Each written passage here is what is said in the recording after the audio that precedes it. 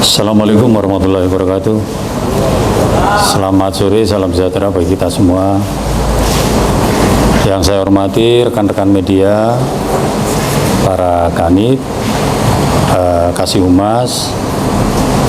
Sore ini saya mewakili Bapak Kapolres akan melakukan rilis terhadap 9 kasus judi online dan 2 kasus pencabulan yang berhasil kami ungkap selama 1 minggu ke belakang kemarin.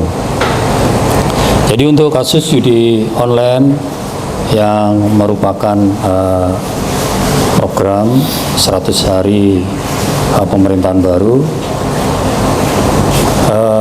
kami Satreskrim Polres Sampang telah berhasil mengungkap 9 kasus. TKP berada di wilayah Kecamatan Kota dan Kecamatan Camplong dengan berbagai situs atau aplikasi yang digunakan. Dari hasil penangkapan tersebut, dari 9 kasus itu ada 9 tersangka yang berhasil kami amankan. Selanjutnya akan saya rilis terkait yang pertama, yaitu terkait pencabulan. Jadi perbuatan cabul yang terjadi pada tanggal 4 November.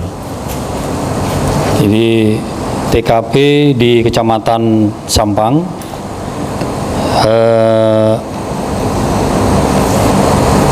korban juga orang Sampang, tersangka ada 4,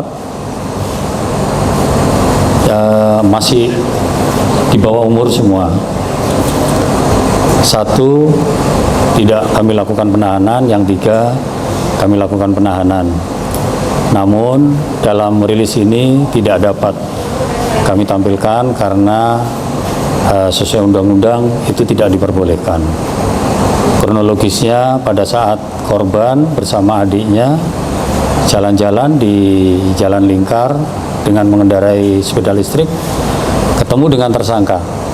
Akhirnya oleh tersangka diajak jalan-jalan dan akhirnya nyampe di makam Cina di Jalan Diponegoro itu. Di situ dilakukan pencabulan oleh keempat tersangka secara bergiliran. Kemudian oleh tersangka ditinggalkan. Kejadian tanggal 4 berawal dari korban yang kelihatan murung.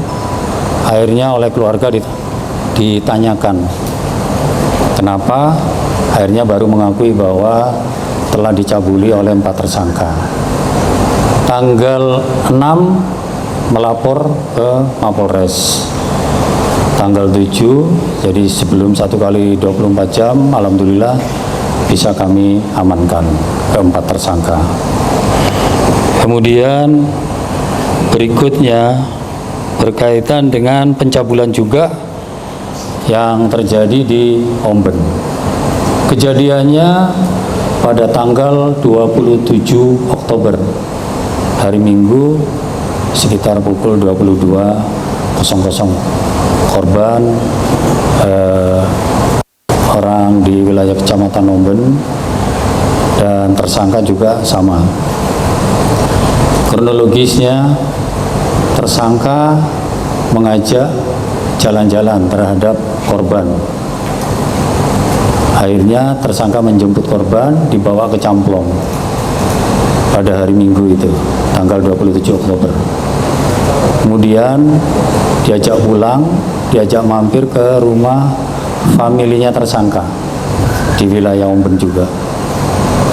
Kemudian oleh tersangka karena melihat familinya sedang tidur, diseret ke kamar, lalu disetubuhi dengan divideo. Jadi dengan divideo oleh HP tersangka. Kemudian setelah kejadian tersebut, tersangka mengantar korban pulang. Keesokan harinya, tersangka mengajak hubungan lagi, namun korban tidak mau karena terasa sakit. Jadi waktu kencing sampai berdarah. Akhirnya sempat korban diancam akan disebarkan video yang dia buat. Nah, setelah itu beberapa waktu ternyata video tersebut disebar. Dengan kejadian tersebut, akhirnya tanggal 7 November korban melapor, dan siang hari melapor, malamnya langsung tim Resmob melakukan penangkapan terhadap tersangka di rumahnya di Kecamatan Omben. Itu mungkin yang bisa kami sampaikan, dan perlu kami tekankan bahwa Satreskrim Polres Sampang berkaitan dengan kekerasan seperti janji saya tidak akan pernah main-main. Siapapun itu, saya buktikan bahwa siapapun yang melapor, mau dari kalangan orang tidak mampu sekalipun, tetap saya tindak lanjuti dengan cepat. Mungkin itu yang bisa saya sampaikan. Mungkin ada pertanyaan? Kajian sudah paksa dan alasan satu tersangka tidak ditahan apa? Jadi sesuai aturan undang-undang bahwa usia di bawah 14 tahun tidak bisa dilakukan penahanan. Namun perkara boleh masih bisa tetap dilanjutkan. Jadi perkaranya lanjut, namun tidak boleh ditahan. Pelaku usia berapa saja dan dari yang tiga yang lain? Ya, Usianya berapa saja? yang satu 13 tahun yang tidak dilakukan penahanan, yang lainnya usia 15 tahun.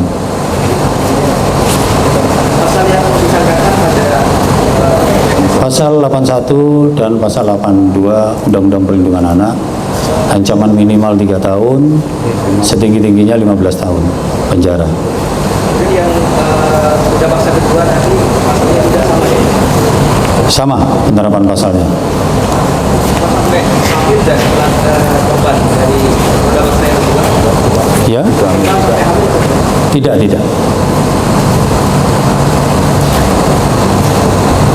Yang diambilkan ada berapa?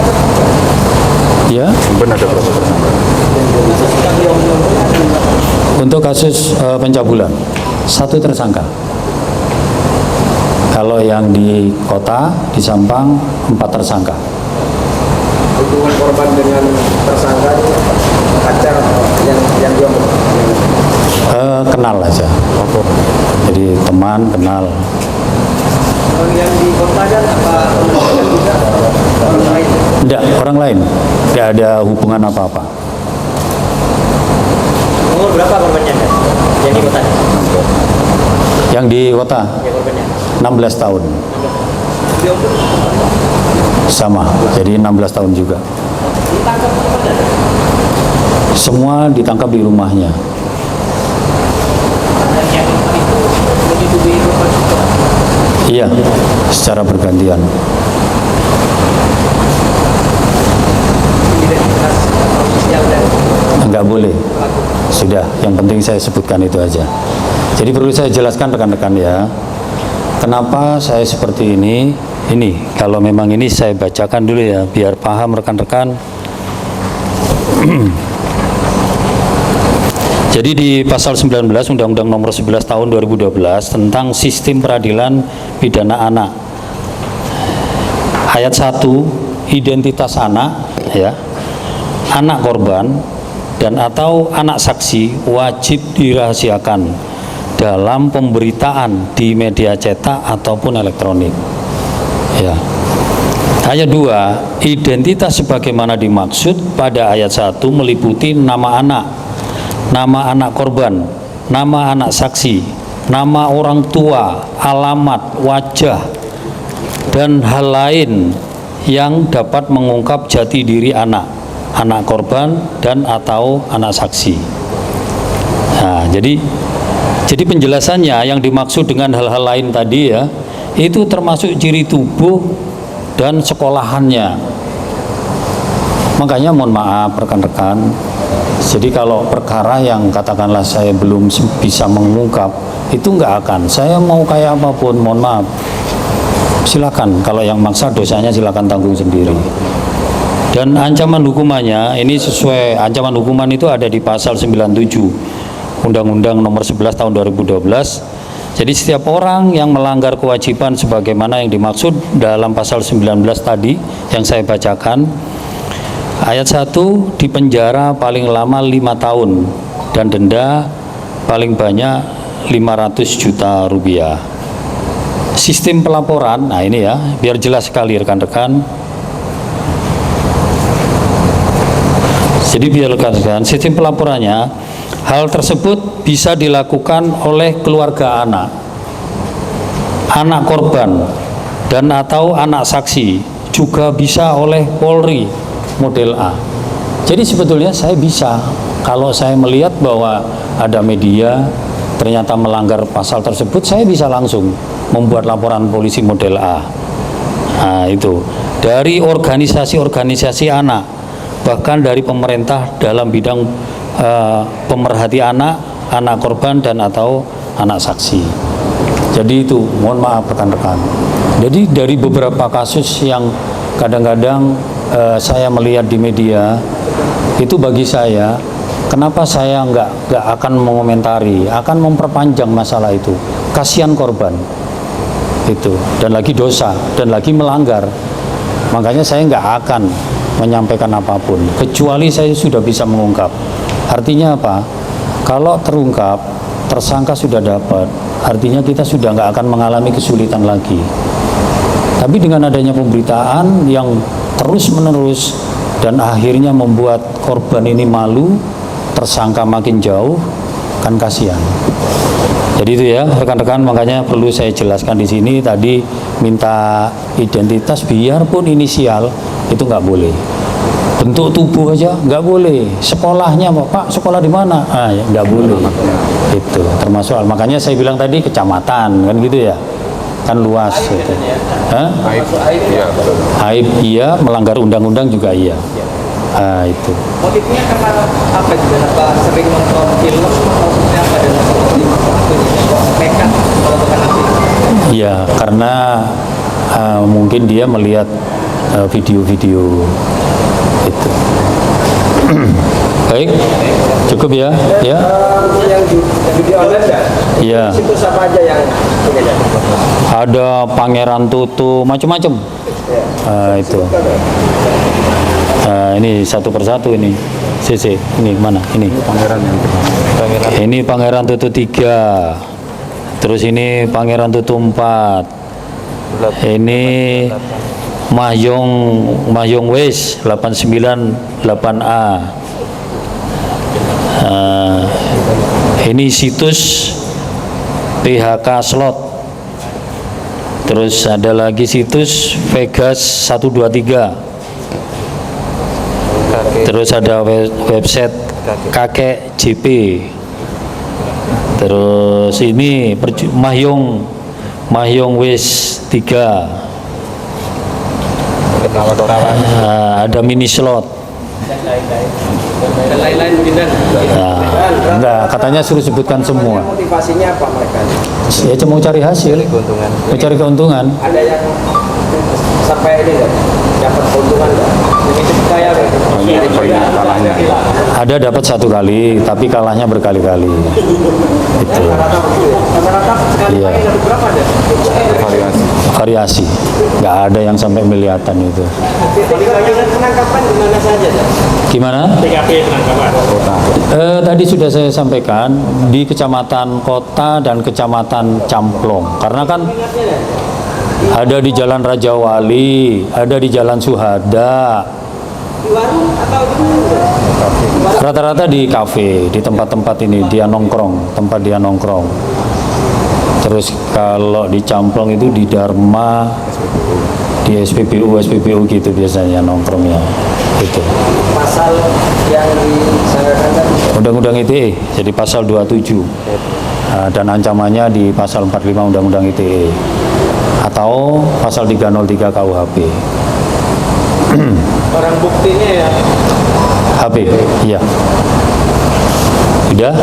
sudah berapa lama dan mereka Bervariasi, ada yang kena tadi malam terakhir. Ini kan ada 9 nih. Coba siapa yang kena tadi malam? Nah itu yang paling terakhir tuh. Untuk hari ini. Mudah-mudahan rakyat Sampang bisa melihat lah. Ternyata nggak enak main judi slot. Menang belum tentu, kena tindakan sudah pasti. Itu. Sudah ya, cukup rekan ya. Ini kita angkat BB-nya ya.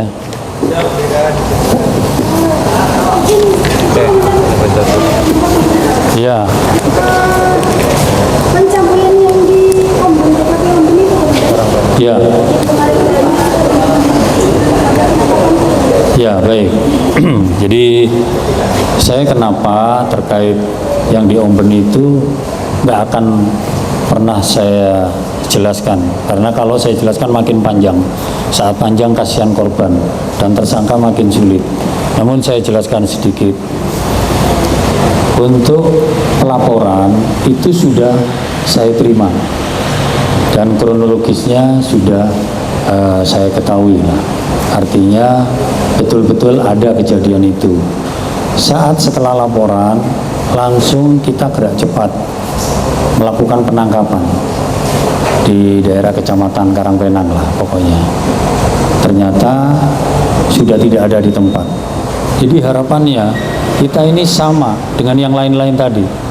Kami ini pengen cepat itu. Dan saya tahu korban itu orang dengan keterbelakangan mental. Jadi menurut saya itu orang-orang biadab. Dan beberapa kali saya ungkap kasus seperti itu. Artinya dilakukannya terhadap orang-orang yang dalam keadaan susah orang itu. Jadi itu ya langkah-langkah yang sudah saya lakukan, membuat laporan polisi dan langsung melakukan penangkapan. Namun sampai saat ini masih belum diketahui keberadaannya. Insya Allah nanti mudah-mudahan doanya supaya cepat ketangkap. Yuk. Oke. Bro.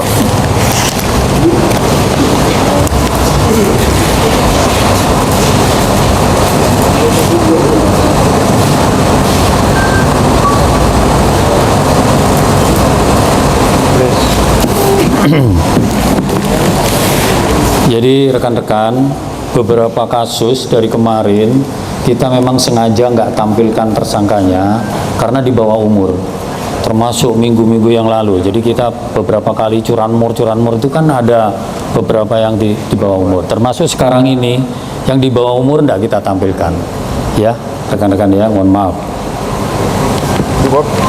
ya.